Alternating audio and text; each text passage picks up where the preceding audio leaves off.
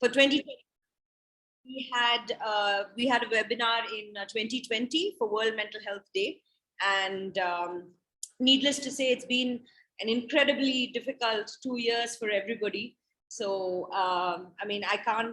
mental health has gained more prominence than ever.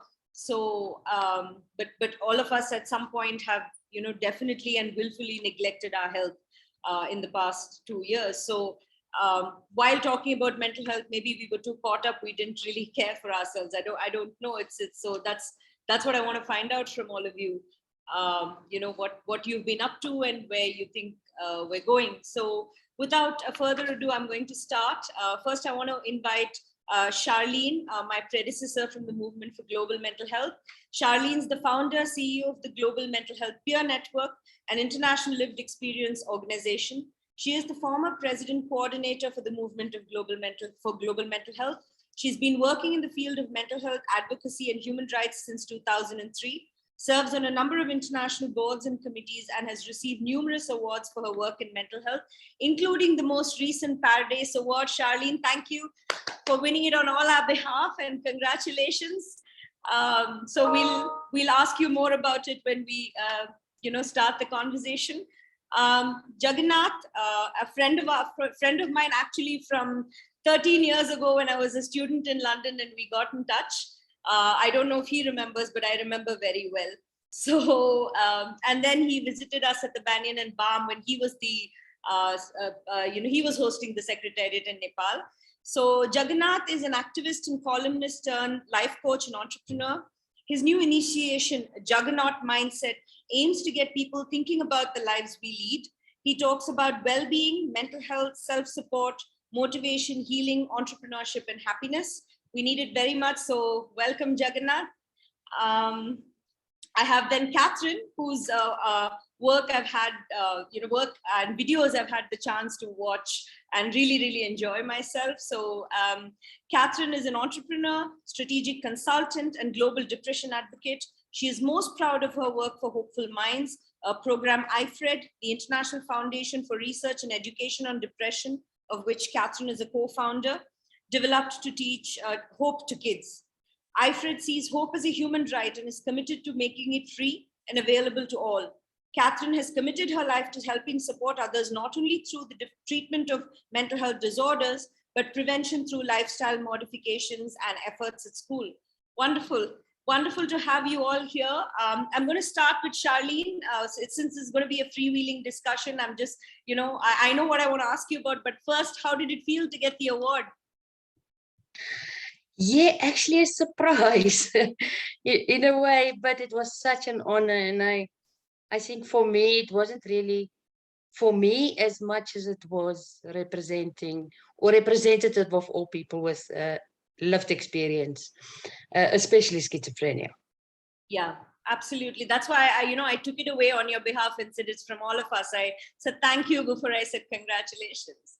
So yeah, well, it's really, really, it's good because, in such large fora, it's not tokenism anymore, but really a recognition of the incredible work that you've been doing and you've encouraged so many others to do. So, well, congratulations once again. Jagannath, how has your year been? How have the past 2 years been? Mostly at home. And thank you, Mrinalini, for organizing this. Yeah, it's a same story.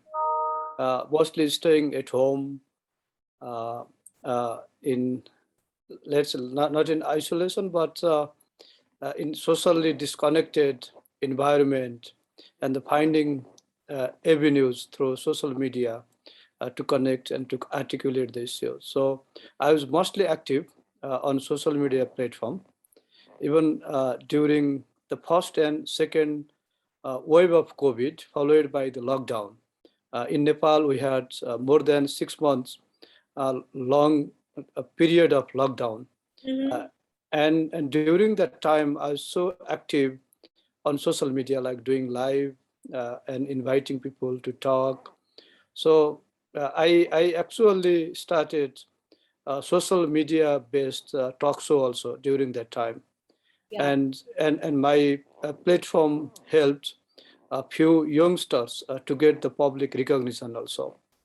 Even some of them are now young batch of mental health, social rights, climate change activists in Nepal. So I tried to be constructive even in this difficult time. That's wonderful, wonderful. Thank you very much. And we'll come back to some of the work you've been engaged with, especially with young adults, because Kathryn seems like she works with young adults as well. So do you want to tell us about your work over the past 2 years and, you know, the impact of COVID and how it's worked with, wreaked havoc on depression? Yeah, would you like to start talking about that? Absolutely. Thank you so much. It's amazing to see everyone. It's, you know, for the last probably 15 years, I've been traveling around the world, connecting with everyone live and doing so much work learning. So, you know, the last couple of years for me have been forced groundedness where I am and really developing all of the content based on what we've been learning for the last 15 years. So we, as you mentioned, we have a program called Hopeful Minds. Yeah. I got to hope through understanding hopelessness, and that hopelessness is the single consistent predictor of suicide. It's a primary symptom of depression, a key symptom of anxiety, and you know, hopelessness is both a feeling of despair, so it's emotional, and it's a sense of helplessness, so motivational. And so I said, well, then why am I not taught what is hopelessness and how do I get from hopelessness to hope?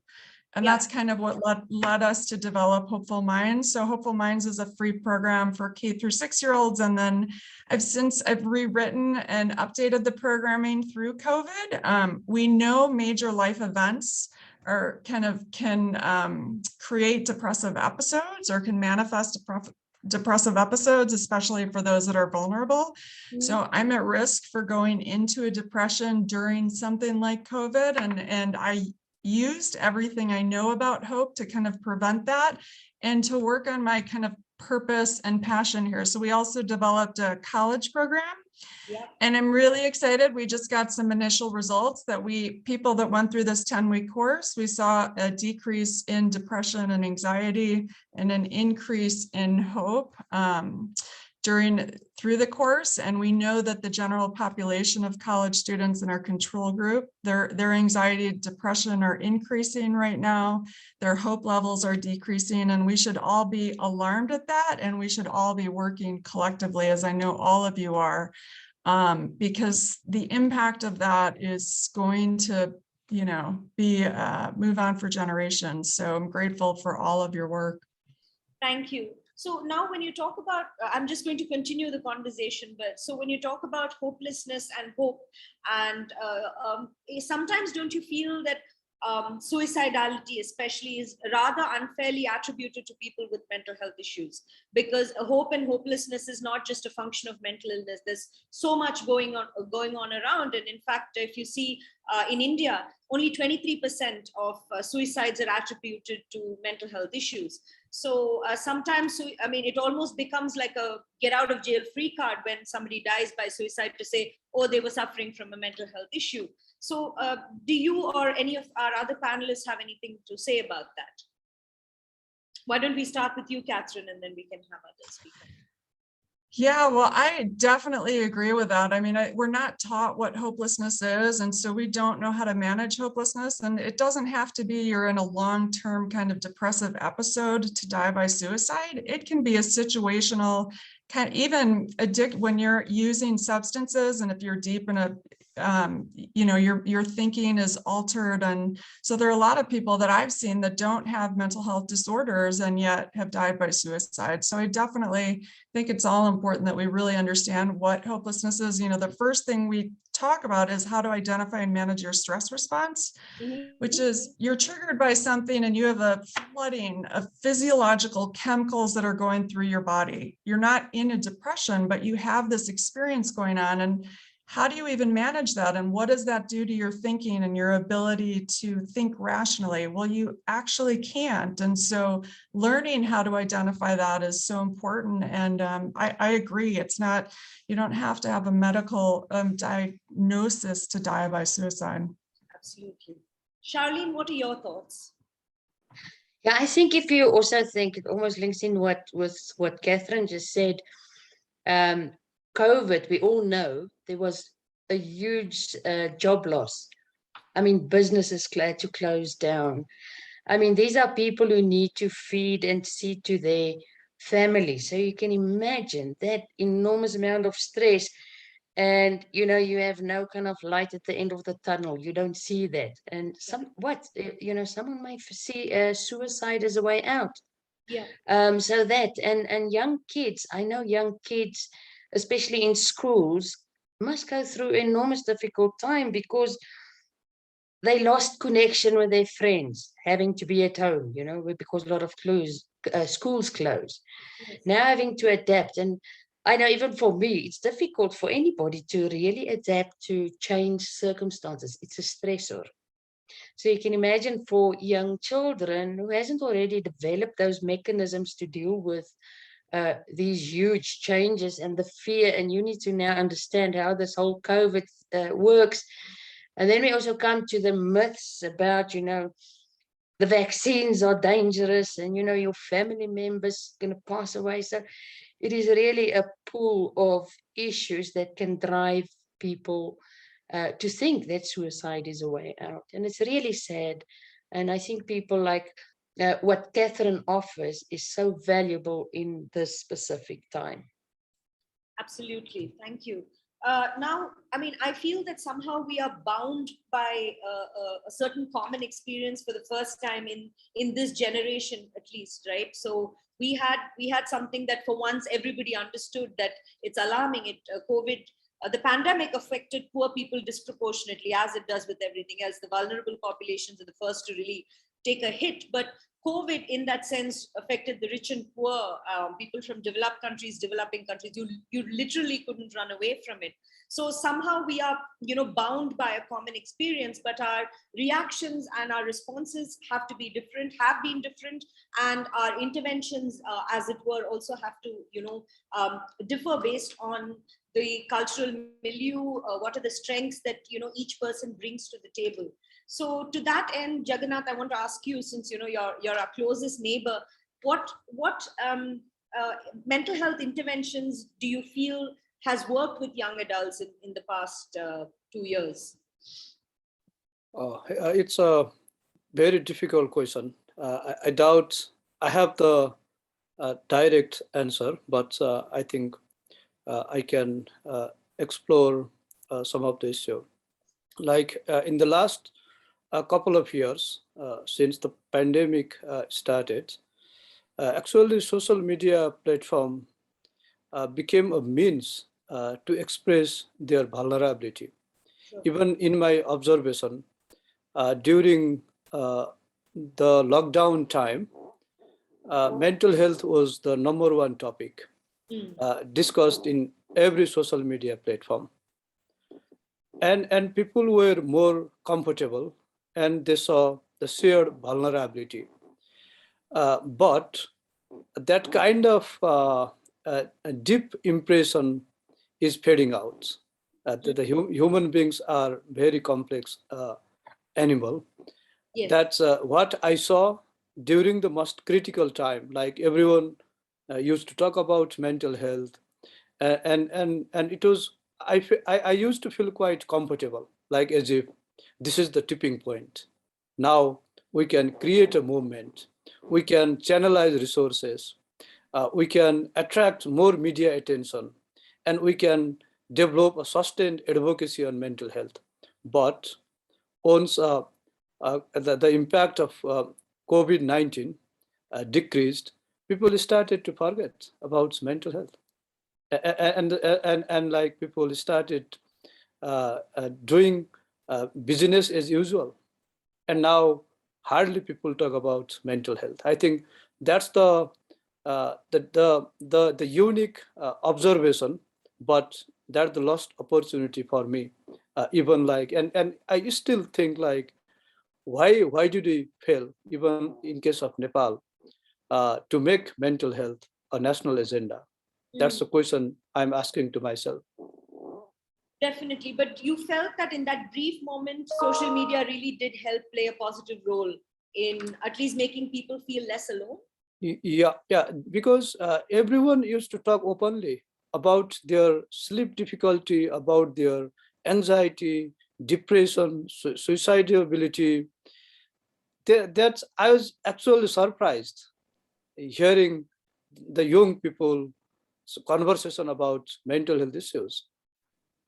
That was unbelievable. But now I hardly see those conversations in social media platform. So it almost sometimes becomes like mental health is a luxury. So when I have the time, I'll talk about it. Now that things are easing up, I will put it in the back drawer. Yeah, yes, it looks like that. Yeah. I think Kathryn wants to add something. Yeah, absolutely. So I was going to ask her. So what do you think about this whole thing? And if you can talk about your intervention as well.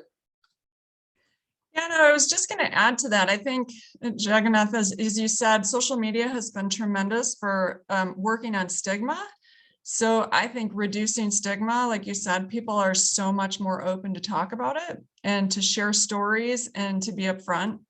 I'm grateful that in the US, we haven't seen a decline in people talking about it. I think the media, people are starting to really pay attention. We had the Surgeon General just come out and make a statement around youth mental health and then the crisis that we're in about it. I do have seen a lot of studies that social media is actually negatively impacting youth mental health, which I think in usage of social media. So even though they're sharing stories, I think they're comparing themselves to other people, how many likes, how many friends, how many connections. And so while it's helping with stigma and the conversation, the actual usage, as some studies have shown, have been negatively impacting, which is too bad because, as you said, it's a great way for us to connect, especially during these kind of really challenging times. Yeah. And, can you tell us a little bit about the interventions that you're offering now when you're saying they're showing promising results? So we'd love to hear about it. Yeah, for sure. So we have a program called Hopeful Minds that teaches K through 6, so young kids kind of before the age of 11 or 12, how to hope. So kind of what is hopelessness and how do you get to hope? We talk about the upstairs and the downstairs brain with little kids, which actually resonates well with our college. We just did a college course, resonates well there too. When you're in your downstairs brain, which is your stress response, which is what most of us have kind of been going through with all of the media kind of negative and scary information. When we're in our downstairs brain, we're not in our upstairs brain. We can't collaborate. We can't think creatively. We can't solve problems, so this has had a really significant kind of negative impact. And yet, once we understand this, we can use it to focus on, okay, how do we manage our stress and how do we practice these habits that keep us in our upstairs brain? And so our Hopeful Minds program is 16 lessons. There's an educator's guide, there's a parent's guide. It's free for anyone to download, and you can start learning about how to implement these skills in your life.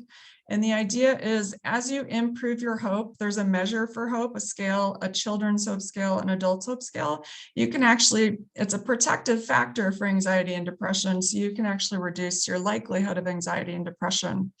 And then we just developed a college course called Hopeful Mindsets. We do charge $25 a student for this course, but we'll offer scholarships and we don't turn anyone away. But it's 10 weeks and it's really global experts in the science of happiness, hope, mental health. So Dr. Vikram Patel, Dr. Belfer, who's my advisor. We have Dr. Dan Tomasulo, who's at Columbia, who wrote Learn Hopefulness, Dr. Jennifer Chevins. Some really fascinating, amazing folks that are doing work globally. And, again, it's 10 lessons. They're all video lessons. It's all online, and it's really, and then we have a workbook, and we encourage people to do it with another person and really learn how to activate hope in their own lives. That's amazing. And I think both Charlene and Jagannath have questions. If you want to start, Jagannath. Thank you. No, actually, I wanted to add the one intervention that I developed and I'm using to help people. And I missed that part. And I remember while Kathryn was talking about Hopeful Minds. And since the last few years, I have developed a mentorship program. It's for 90 days. And I only deal with the complex cases, like people who have failed everywhere. I welcome them. And I deal with them. And no matter like what their problems are, I happily accept them. And actually I engage uh, them with the physical activities, and I provide them emotional support, mentorship.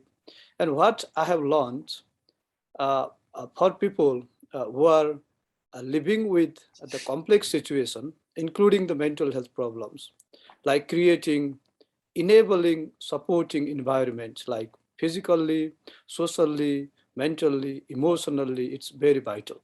It's a, and I have noticed very fantastic results also with people who have long-term addiction, who have like chronic, let's say like very difficult mental health problems, and generally like what confidence I have developed, we can provide support without labeling people, no matter what kind of complexities they go through. So I'm actually noticing very the exciting results, and that's a that's I call the mentorship program, and I'm helping people through that program in the last few years in Nepal. Thank you. Charlene? Yes, I think one important factor also, especially in times of COVID, and I think what also pulled a lot of our members through the whole COVID is peer support. Either in a formal or informal way, but probably more in an informal way. I think that's been, if we see it peer support, more formal aspects, which is more established in high income countries. I know Africa, we don't even have peer support work training available or anything like that. And just within the organization, in the peer network, it was so amazing to see how everybody supported everyone, because we have all our members on WhatsApp groups, Yes. because it's the most effective kind of platform across the world. And even using, we at one point did peer support groups via Zoom. So that was extremely valuable. And I think it's something that mental health services and systems lack, especially in low middle income countries, is that integration of peer support work. We already talk about low and middle income countries and the gaps between human resources and service delivery. What perfect solution are there if you actually add peer support workers fill those gaps? And I know governments always say, you know, it's developing or strengthening mental health services. They always think on the professional aspect, hospitalization, which costs a lot of money, but there's a simple solution that's much more effective. And I mean, employing peer support workers is an excellent solution. I mean, absolutely, we couldn't agree more. And it happens in so many informal circles, and it happens anyway. So I sometimes don't like this concept of professionals and others, because really what you're looking, it's almost like saying that this is a step down. I think peer workers are equally important, and should be recognized as professionals in the sector, and also be monetized for it, because we do it out of a sense of solidarity and a sense of fraternity or sisterhood, but it plays such a huge role just to know that I'm not alone in this, and I've gone through the same experiences. And when you're really feeling at your worst, for someone to say that you're not a bad person, this is just something that is happening to you and you're reacting a particular way. So I don't think that peer support should be apart from professionals at all. They're a very, very key and probably the most important component of the mental health systems and the interaction that they have with civil society. So I couldn't be more in agreement with you, Charlene. So now to just, come back to the topic at hand, we wanted to talk about MGMH itself and all things MGMH. So that's what we wanted to discuss. And Vikram Patel told me before I took over as, a secretariat host of the MGMH that I'm going to have very big shoes to fill in with what Charlene and so many of you have done. And in the past 2 years, I realized that it's just been such a humbling experience to take on the privilege of such a big movement, and to see what to try and do justice to what you've all done. And I think we have achieved. I moved from I to we because it was really a collective effort to at least to really bring forth the voices of people in the global south and who don't speak English and who don't have the privilege of a computer or a smartphone or a phone even for that matter, but to really lost everything and who don't get to be part of a conversation such as this. So I'm really that we've been able to do, to really get these voices out, and I'm very happy about that. But I would definitely want to come back to Charlene now to ask her, about your specific contributions to the movement. And let's start with that, and then we'll move into what you have envisioned for it. Yes, thank you. I think you're doing a great job, and I think you actually took over in a very difficult time, because the moment you took over, COVID hit. So I can imagine it's been terribly difficult, but you've managed. And like you said, what was really impressive is that you brought it to, if I can say, the voiceless people, which is really what I think the purpose of the movement for global mental health was also intended to focus on low and middle income countries.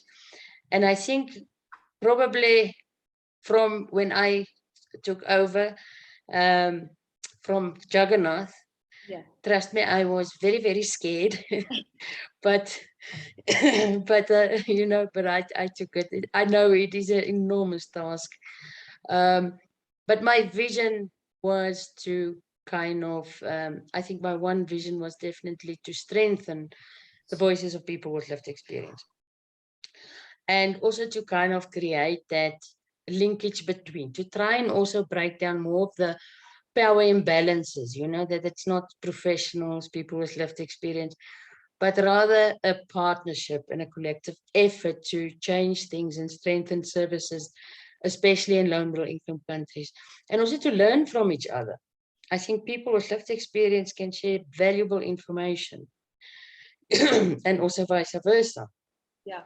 So I think I'm proud of the existence of the Global Mental Health Peer Network, because that actually came from the movement for global mental health. Yes. As part of that vision to strengthen the lived experience voices. So for me, that's always been a very proud connection that I made. But I must say, over the years, through the movement and all that, and you taking over and continuing, especially strengthening the voices of people with lived experience, I really personally can, through observation, I can really see that has accelerated. People with lived experience, especially from low and middle income countries, are now out there. You can just go on social media and see how many actually popped up and started speaking out, feeling comfortable about it.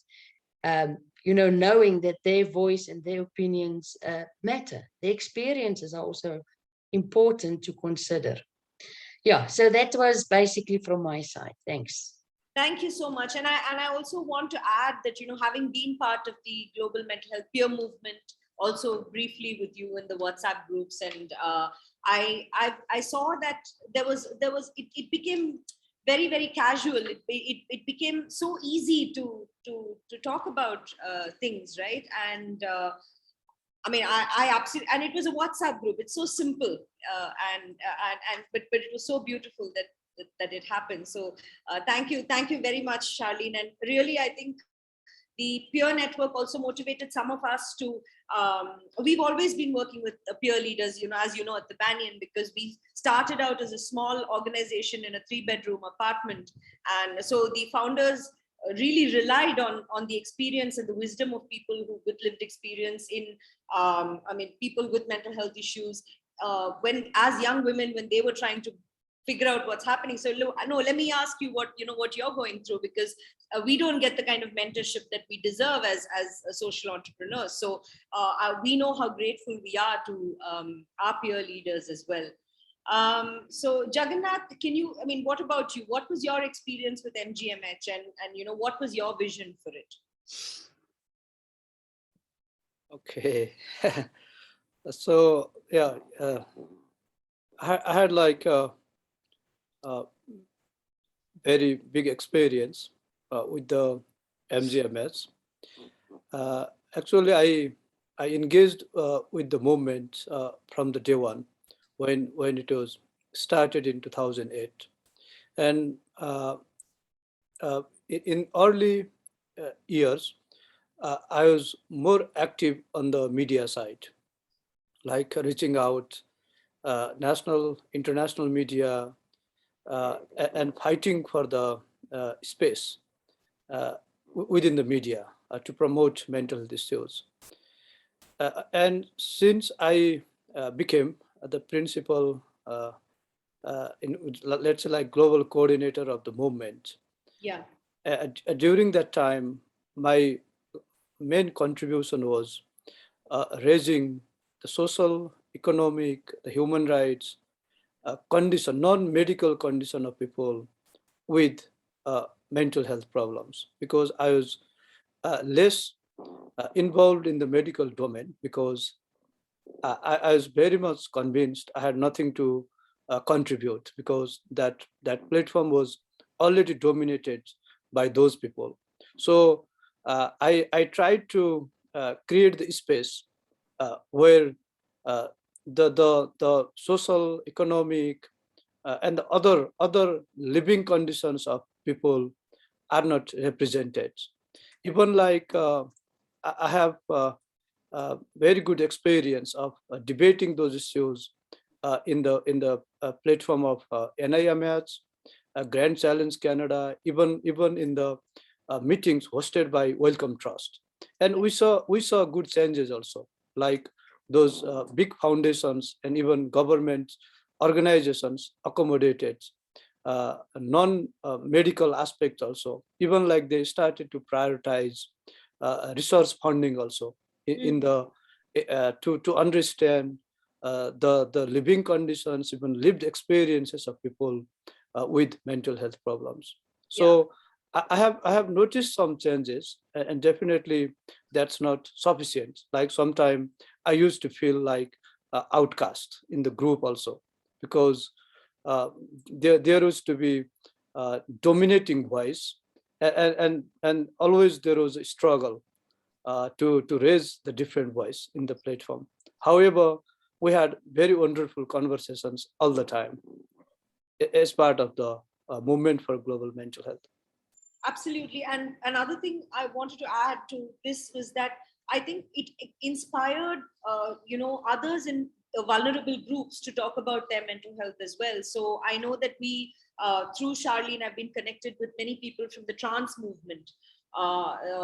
So now on Facebook we keep in touch, and one of the most vulnerable communities in the world, and they continue to be very, very sadly stigmatized. So I think they felt a sense of that solidarity, and that, okay, I think the peer network movement, where people from different vulnerable communities spoke about their experiences, also motivated, it just sort of had a snowball effect in that sense. And I know that there have been many trans communities and queer mental health that has emerged in India. We're nowhere close. I think we have another 10-20 years to go before we catch up, or we find our own path, whichever it's going to be.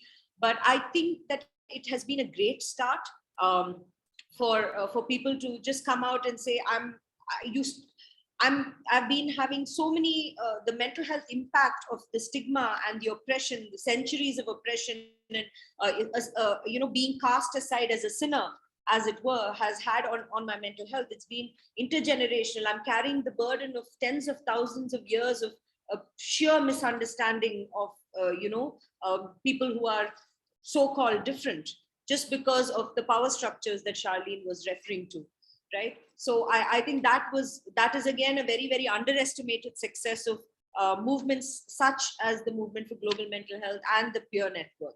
So I think that was very, very important to add. And so coming back to you, Kathryn, if you can tell us a little bit about your affiliation with the movement and, what you saw and where you see it going now.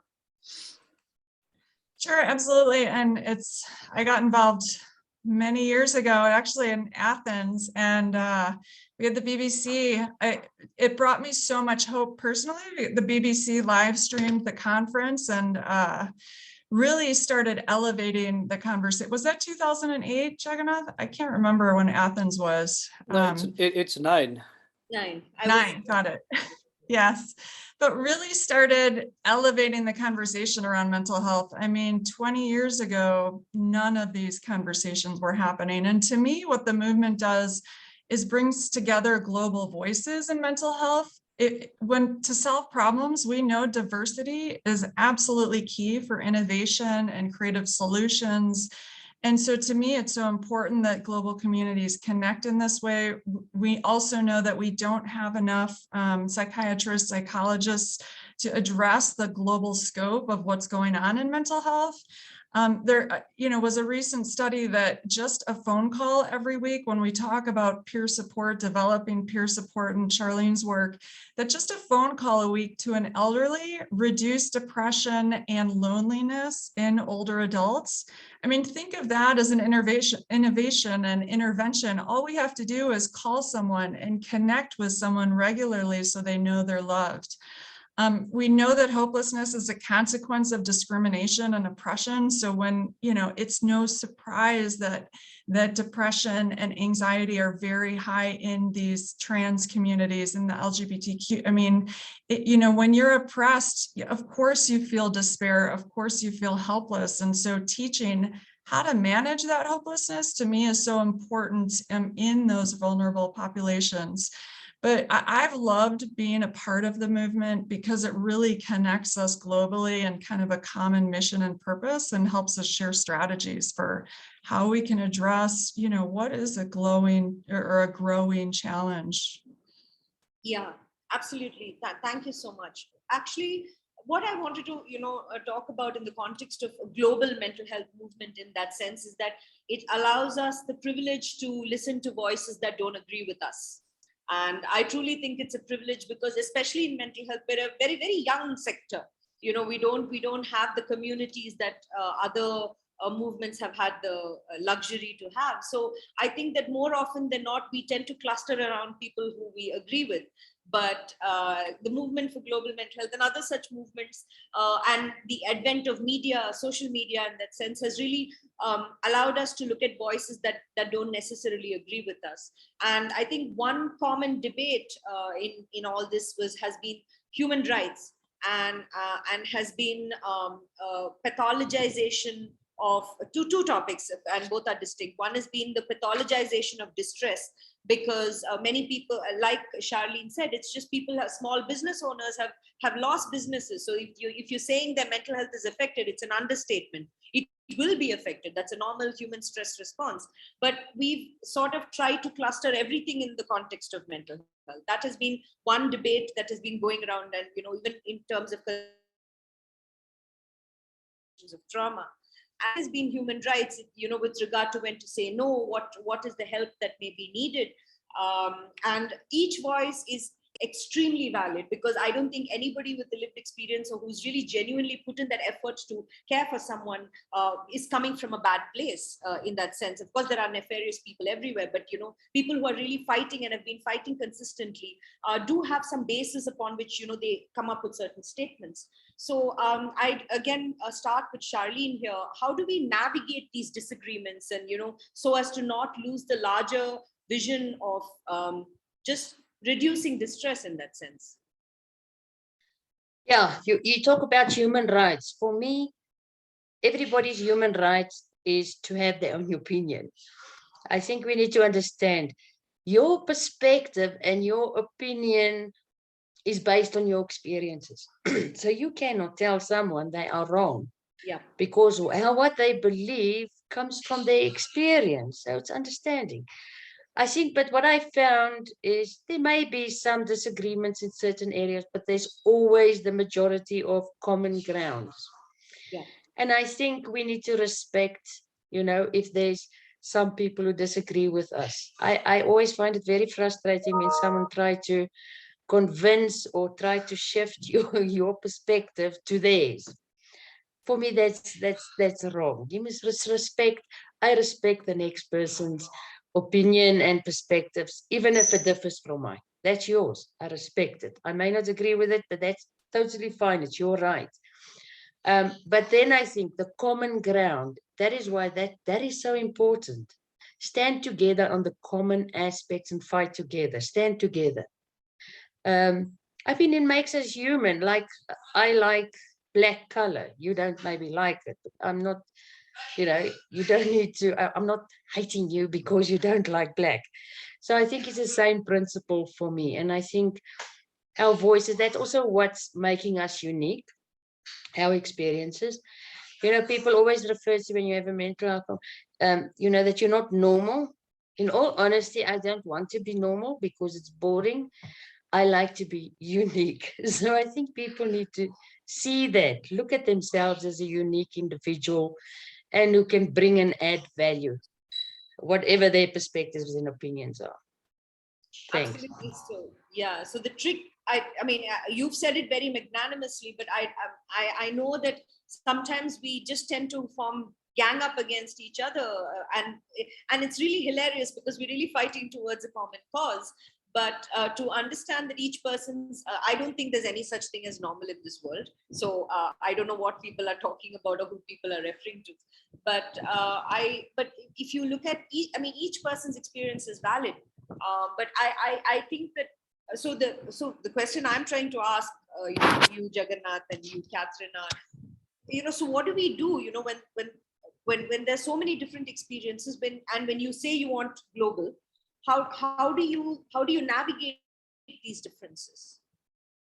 Kathryn, you want to start? Yeah, sure. Well, I mean, I think Charlene said it great. You find the commonalities. What do we agree on? What can we build on from that? I think it's human nature. We have what's called negative bias. So we kind of scan the environment and look for negative things, and we hold on to those. And so, like, be aware of we may do that. And yet, if you can kind of laugh at it and say, no, what I want to do is move towards a common goal, and then focus on what we can agree on and how we can build on that. I think that's where our power is in kind of the collective. Yeah. Yeah. What about you, Jagannath? So from the movement perspective, I always look our challenges in two ways. One is to find, like Charlene and Kathryn are saying, to find the common grounds. Other is when we look our movement in a national and international level. It's our collective challenge, even like to create the movement, because we call it movement, but it's not actually movement because it's our brainchild and it's our aspiration. And we dream and we are working to create a movement. Actually, it's not a movement. That's one challenge. The other is, I don't see the chance like to find to create a common ground. But I see like we should work at least to bring our differences and to discuss openly. And even like we don't need to agree on our differences, but we should understand and we should be respectful to our differences. And with and accepting our differences also, we can work for a common goal. I think that could be more practical approach for the moment. Absolutely. Thank you. Charlene? Yes, I just want to add something.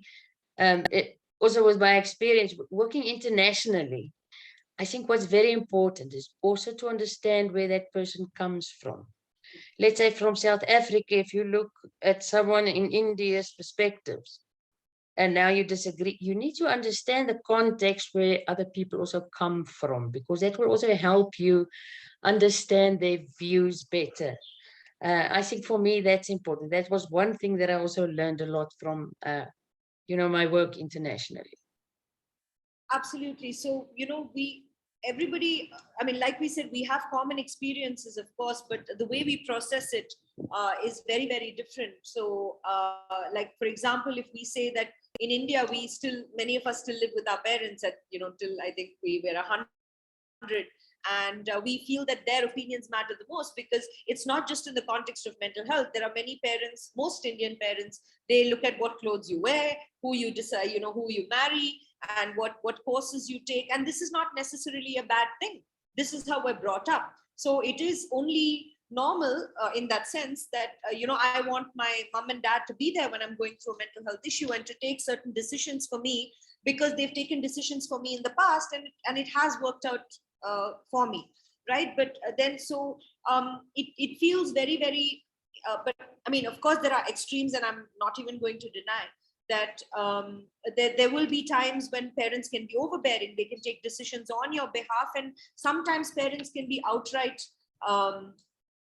wrong in the decisions that they make for you. So I think that would just be a minor example in just looking at some cultural differences between or even the north and the south of India, for example, right? So I feel that some of these differences really need to be understood in the context that they're placed in, and you can't just yank that out of a person when you work with them in a therapeutic or any fashion. And any affiliation has to be understood in its entirety rather than in silos, right? So so to this end, I just wanted to ask, where else do you feel that, how else do you feel we can build a holistic understanding of an individual? So we know some of these conversations really help. And this has actually also been a criticism of psychiatry in that sense. If you look at critical psychology or liberation psychology, they've said that you are just really looking at the individual as silos and not in their cultural context. And we've attempted to mitigate this in the mental health fraternity through webinars or conferences like this, and earlier back in the day when we used to have in-person conferences. Now in this day and age, how do you feel we can promote this understanding both as a mental health professional, a person with lived experience, or I think these are the people who are largely stakeholders in the sector, and of course there are volunteers. So how do you think we can promote this understanding? Kathryn, if I can start with you. Sure, absolutely. I think it's through amplifying voices, individual stories, getting the media involved in sharing stories, again, amplifying messaging and stories. I think leadership talking about their own mental health struggles or challenges and amplifying their stories. And then understanding it's a system. So for me, I mean, we talk, from a hopelessness to hope. So it's a bit of a different framework. And diagnoses can fit all along in that spectrum. But our environment impacts our hopelessness, because again, we know hopelessness is a consequence of oppression, discrimination, and our ability to hope helps overcome some of those and helps kind of fuel our mission in this world and our pain into our passion and our purpose and what we're here to kind of do and how we make a difference. So to me, it's elevating individual stories. It's knowing and embracing, to me, anyone listening that has been diagnosed with anything, kind of, understanding that doesn't define you, that'll give you strengths in ways that you don't even yet probably know and understand.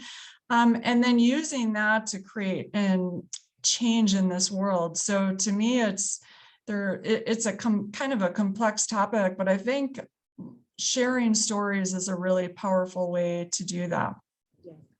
Yeah, absolutely. Before I come to Jagannath and Charlene, I want to ask you both this question specifically. That I know the mental health fraternity and larger civil society has been rather kind to these narratives, but mental health professionals in large pockets have not. They are still resistant. They still want to stick to their own ways. And I'm a mental health professional myself, so I'm not targeting anybody over here. But I feel that there's been some resistance in adopting these narratives and the stories that we're talking about. So Jagannath and Charlene, if you can share your experience with mental health professionals along these lines, yeah, that would be useful. Yes, I think if you talk about the mental health professionals that are resistant, I think who can influence them are actually those professionals who are not resistant. I think the influence in that sense is very powerful. What I think is absolutely key, because when we now build a new generation of professionals in the field, whoever, social workers, nurses, whoever, I think the higher education system or the education system of those professionals need to include lived experience into their curricula as part of the lectures that they receive. Because I think that creates empathy in the professionals, and that they see a person and not like a diagnosis with a string of symptoms. I think the theory of teaching professionals is very different from actually on the ground experience engaging with someone. I think we need to create from the education system professionals who are not going to be resistant in the future. I think in my experience, I found more the older generation of professionals more resistant than the younger generation. I know I annually lecture at one of our universities in South Africa for psychology students. And they always say to the lecturer, that part of the whole course, all their years, has been the most valuable. So that also says quite a lot. So for me, that is the most important. Absolutely. And I'm glad they acknowledge that very much. So what about you, Jagannath? What has been your experience working with mental health professionals in bringing about this change, in understanding and looking at the person holistically with culture, context, environment, and so many things? I think like I don't want to generalize mental health professionals, in one box. Yes. Because I have both positive and negative experience also in the process of seeking help for myself and in the process of helping others also. And there is a generational shift also, like young generation psychiatrists, let's say psychologists, they are very different than our uncle generation. So mostly in our conversation, we bring the experience of our uncle generation, but we forget the evolving experience of a mental health professional of our generation. So sometimes I think this kind of divisive perception doesn't help the movement. Even like it doesn't strengthen neither like people who claim is having the lived experience, and it's a choice also. Even like mental health professionals, they might have also lived experience and they choose not to disclose that. And I have seen lots of mental health professionals struggling personally. So it's a choice. Even like when we talk about, when we talk from the movement perspective, actually there are lots of things we need to discuss and look at beyond our own division. That's my observation. I think that's very, very well said. And the mental health of the professionals itself is not acknowledged, and the legacies that they come in with have to be definitely taken into consideration. I'm also mindful of time. I have so much to ask you all, but I do know that your time is important, so we'll cut this down. So I had a sort of expansive question about where you see the future of MGMH headed. If I can start with you, Charlene, because there's so many movements that have come now. There's so many interactions that are taking place, and for better or for worse, we have social media. I have my own good and bad experiences with it, but there's so many things that are happening. Where do you see the movement play a significant role now? And what do you think is going to happen in the next couple of years? I think for me, kind of more of like a educational information hub. Right. I think we can all across the world learn so much from each other. We all strive towards strengthening mental health systems and improving the quality of life of all people, really, who experience mental health problems, whether they have a mental health condition or not. For me, what I've experienced when you speak to service users or mental health care users, and I tell them what's happening globally, they never heard of it. So for me, a global movement informs the global world, and it actually inspires people to do better. So that is the role that I see for the movement going forward. Sure. Thank you. Kathryn, what about you? Yeah, I mean, I definitely agree with Charlene. I think amplifying the global impact of mental health and what's happening around the world, amplifying the voices of lived experience and also the solutions that are working in different countries. You know, this is one of, I mean, it's so diverse, the group of individuals. The conference in South Africa was, you know, so amazing. So getting back to a live in-person event and sharing what's working in these different countries and also what's happening in these different countries. I know when I was in Athens, you know, it was the first time I really understood the human rights abuses that were happening in African countries and many places around the world, and how people with mental health conditions were being treated. And so to me, it's about, again, focusing on what we can agree in, what we can join together in, and then how we can kind of move that forward. I think information hub, media, just kind of collective, you know, helping to innovate on our own individual work as well. Yeah, absolutely. Thank you, Kathryn. What about you, Jagannath? It's a very difficult question. You know, I invested a decade dreaming to create a movement, but I actually didn't see the movement that I wanted to see in the field of mental health. And I still dreaming for that, but in case of MGMH, there are so many work to be done to to create the effective movement. And still, it's not a movement; it's only in name. But like Charlene and Kathryn said, it has huge prospect, and definitely we need very strong, very charismatic leadership.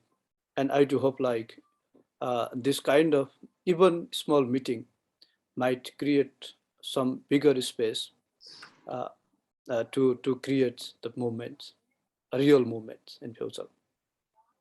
Absolutely. So one of the, so I'm again some guided questions, but one of the most important facets of the movement is that it was founded by volunteers, and you know it's run by volunteers, right? It's not funded in that sense.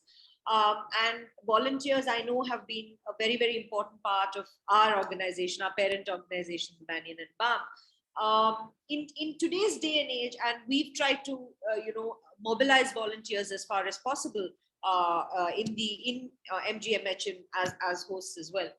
But where do you see volunteers play a role in the movement going forward, and what strengths do you think they bring in? And like, I know they bring in a lot of strengths, so that's probably not an important question, but the important question is how do we mobilize volunteers to really sort of contribute very significantly to the movement?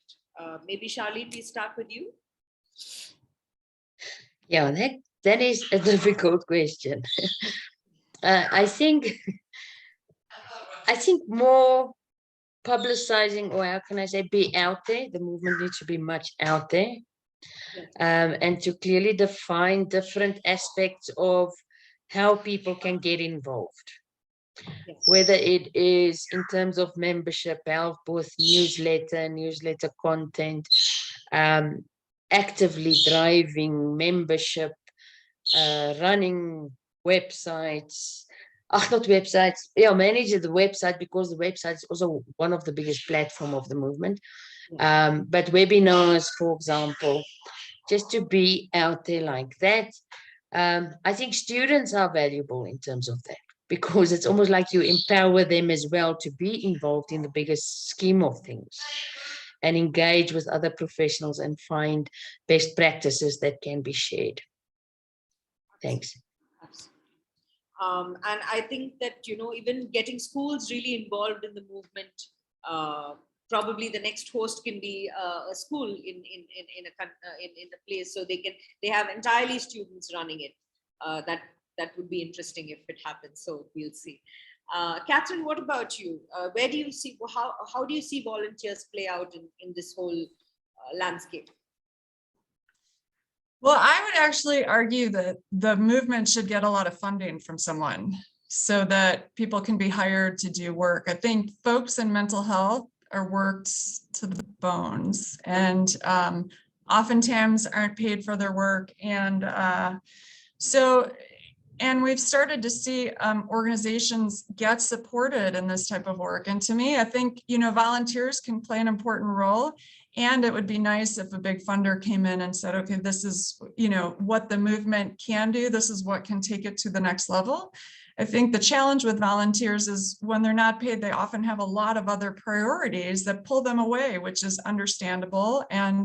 Or they may go into a depression or have, mental health challenges along the way. So to me, I think that there should be funding around really activating and organizing. And, we have to realize that mental health and brain health is one of the most underfunded, health challenges globally, and we've received very little funding, and our brain is the most complex organ in the human body. So we should also have probably compassion for those in these fields, and everyone is kind of evolving around this space. But again, I think investment in the work of the global mental health movement, I think volunteers are important, and I think paying to amplify some of these messages and press and all of these things would be amazing and welcome to, and really help take the movement to the next level. I really 1000% agree with you, because I really feel like we sometimes diminish our own importance. And I had a conversation with somebody about this earlier today. I'm not going to embarrass her, she's in the webinar, but you're doing something so good, don't do it for free, right? I know that with the most vulnerable populations, we will jump to do whatever it is we can, and we don't care about money.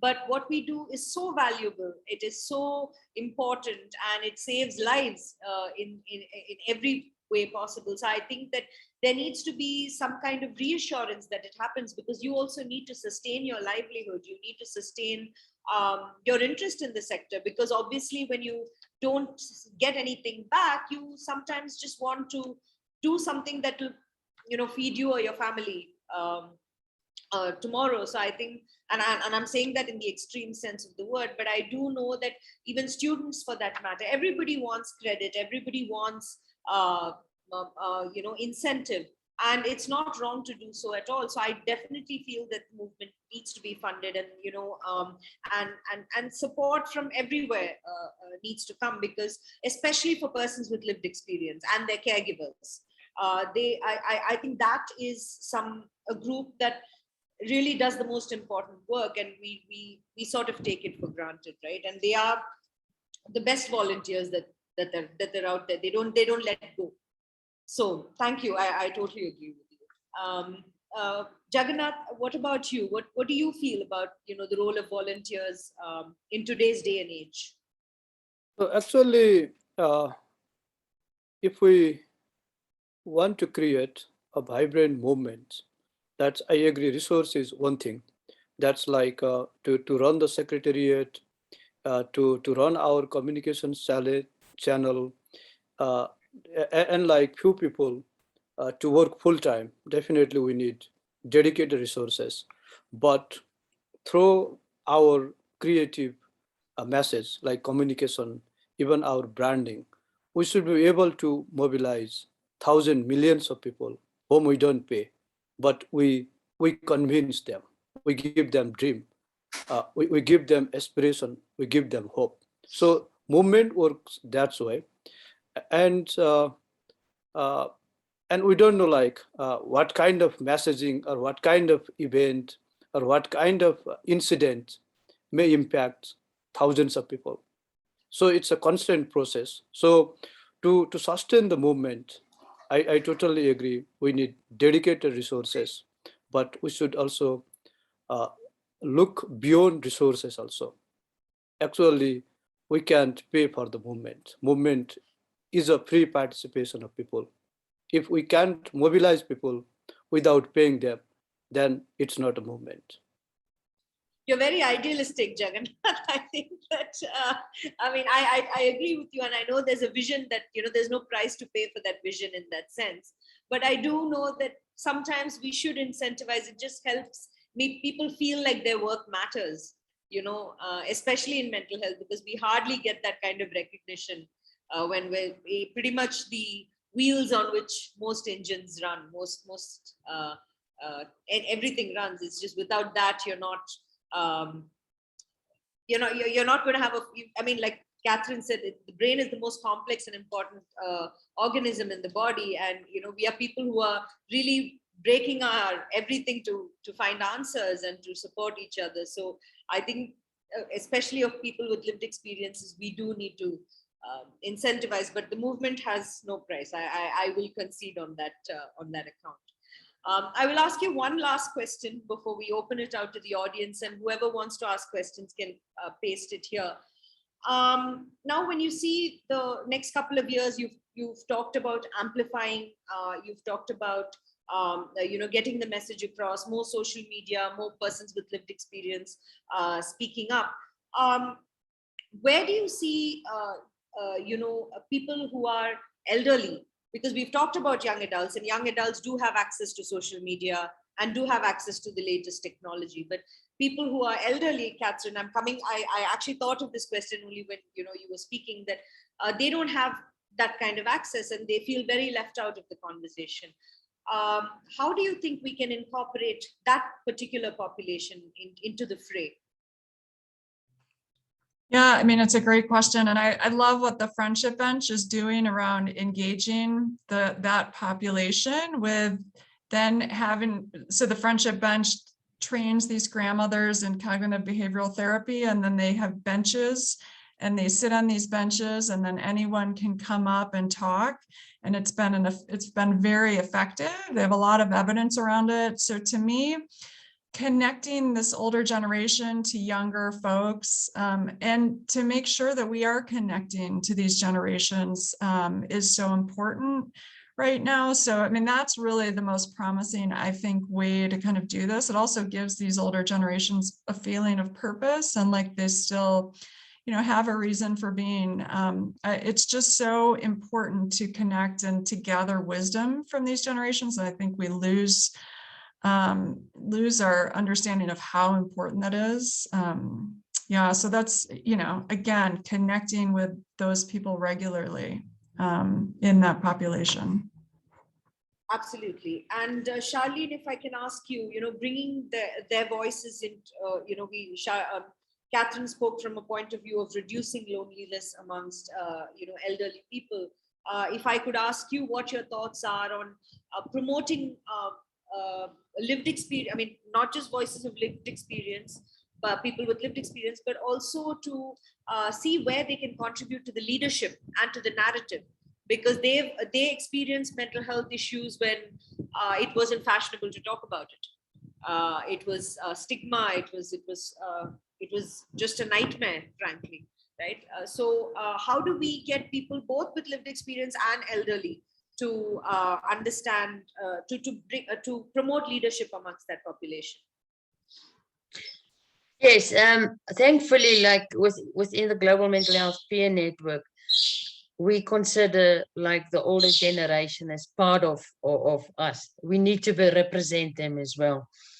Yeah, because you have a different voice, they have different experiences, as you were saying. But leadership is also what is also important to understand what I find. Empowerment is very important.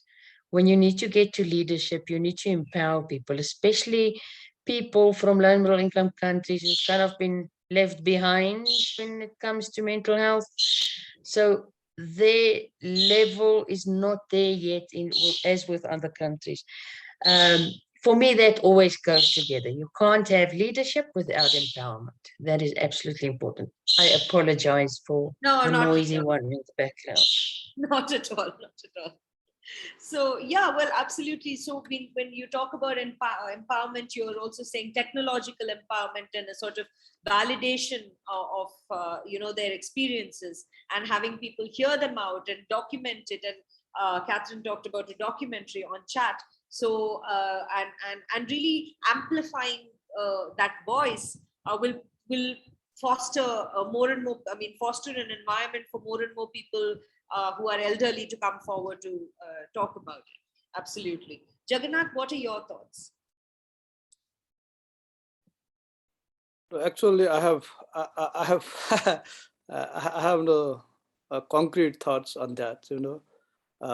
I go after Kathryn, like let's say more people live in cities, even in the developing countries. Even in case of Nepal, more than 70% people live in cities. It means there are millions of people living in the cities, but loneliness is a growing problem. So to address it, even like it's a time to think about our cities also. Like, are our cities sustainable emotionally, mentally? And that could be also one of the biggest advocacy points, and that may attract the larger population, even adult population, in our conversation. Yeah, and really sort of integrating them into mainstream conversations Yeah, also. yeah. Because let's say like people feel disconnected in a crowd in cities. That's a unique problem everyone is facing, even in the Newark, Kathmandu, let's say like the Kolkata, Mumbai, anywhere. Yeah. So from the sustainability perspective, I think mental health could be one of the great topic, which may attract those elderly population also. Absolutely, and I think that the creation there's this thing called social architecture, right? So we have, how do we create our urban spaces to make it more friendly for all kinds of people to really come together.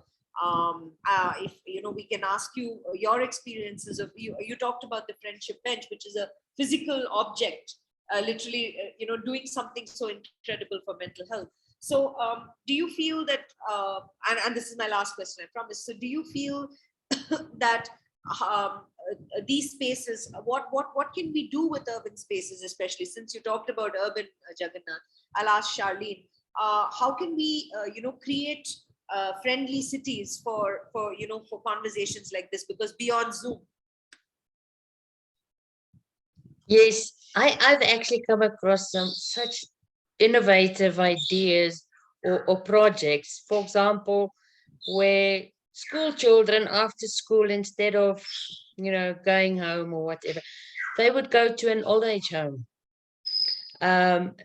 just having a conversation. So that, I mean, there's such simple things. Or there was also an article that I read somewhere about university students who actually would go and walk with the older people to go do their shopping while they have a conversation. That is just, for me, so beautiful, and it's so innovative. And I think that kind of linking young people to the older generations is one excellent way.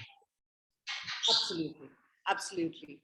So I have questions here, and the panelists may please feel free to raise their hands if they want to answer it. How do we make sure mental health isn't just a trendy buzzword, but stays around to make a lasting change?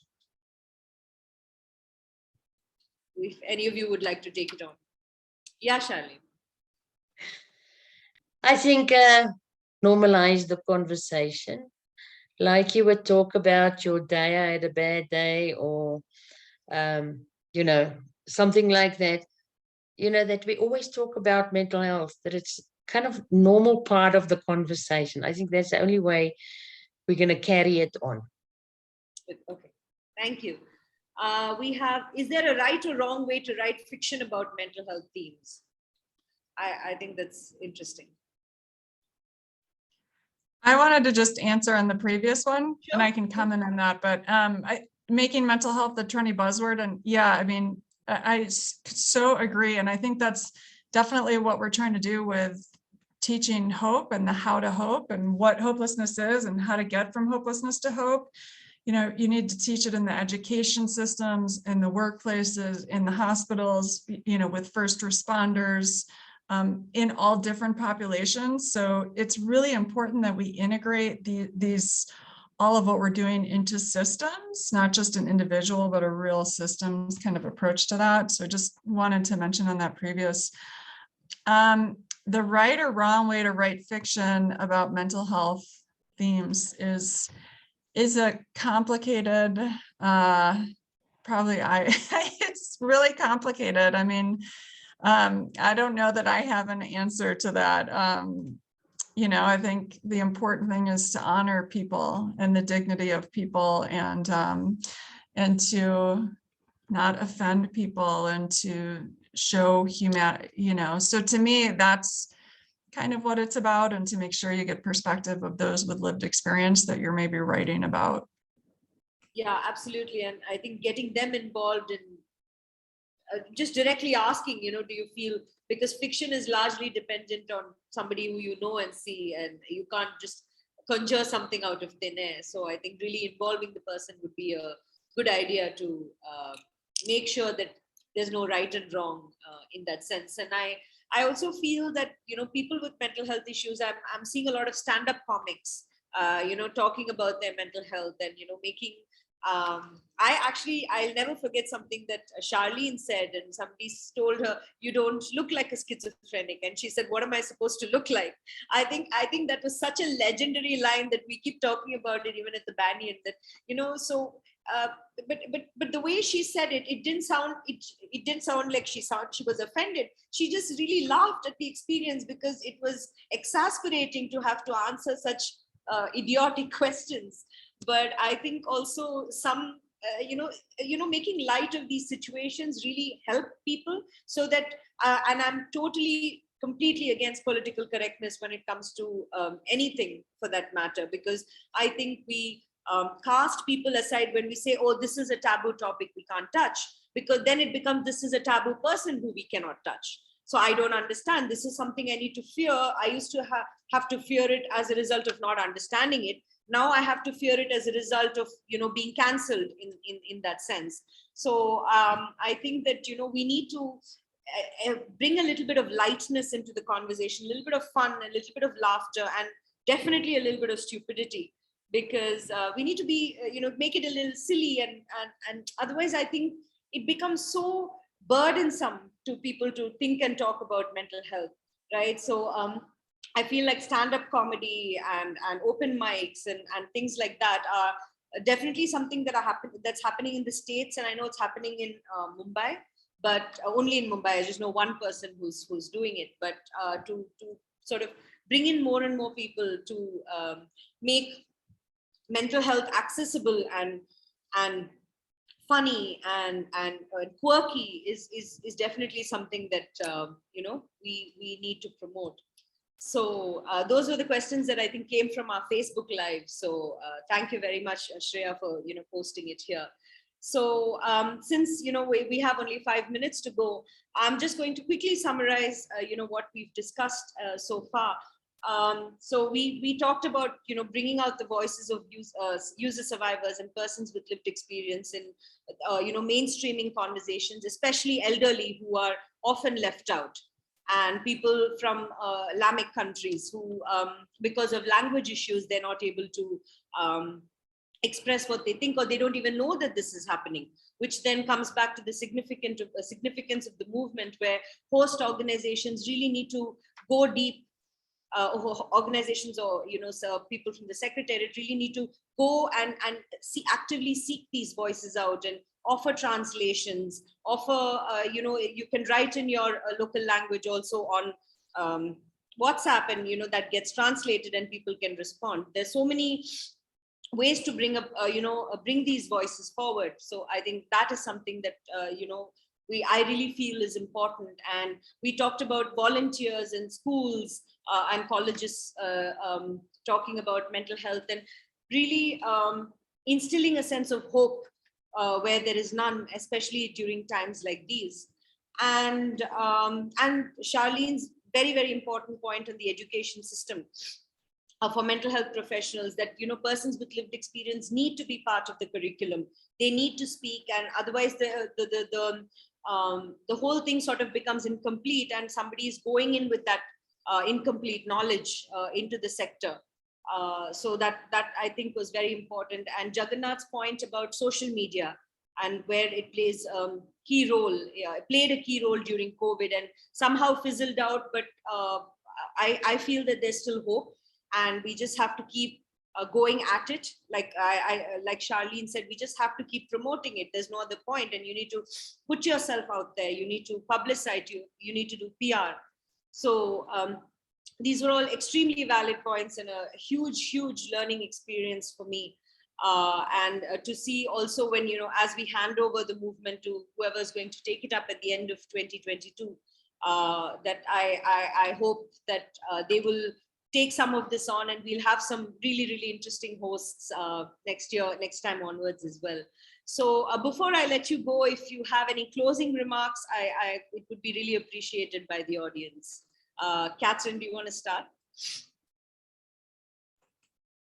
Sure. Well, I just want to thank you for hosting this and getting us together. It's really wonderful to connect with everyone, and thanks to everyone listening in.